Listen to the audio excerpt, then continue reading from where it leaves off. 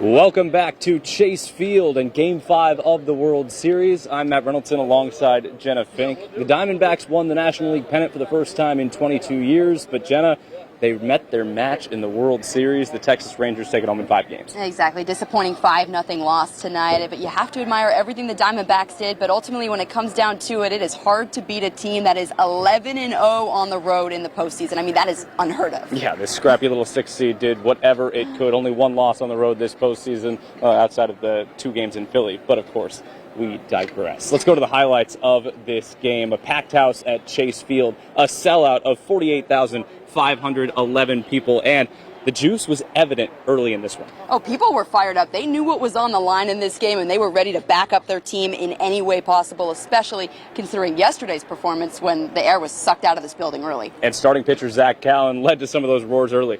Oh, yeah, he was finding his spots and letting the crowd know it, and really a great performance from him. Couldn't ask for anything better, especially after those pitching woes from Game 4. The 5th inning was a huge moment in this game, though. The Diamondbacks leave the bases loaded on a first-pitch ground out by Lourdes Gurriel. And that was really a theme throughout this game. They were 0 for 9 with runners in scoring position, which just isn't going to cut it, and you could feel every time they left someone on base that it was going to come back and haunt them later. Yeah, and it did haunt them later. A 1-0 game headed to the 9th, but things got ugly for Paul Sewald in the final frame. Yeah, giving up 4 runs, all of them earned.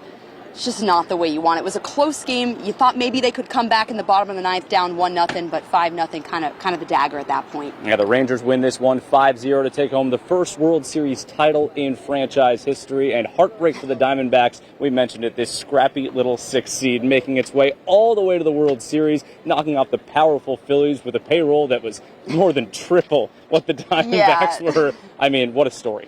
It is a story, and you have to consider the fact that 2 years ago this was a 110-loss team. So to make that turnaround in 2 years and to make it to win the NLCS, take the Rangers into Game 5 of the World Series, it is something certainly to be proud of. Well, we love the story, but the players and coaches, they're not quite ready to be sentimental just yet. They're still hurting after this one.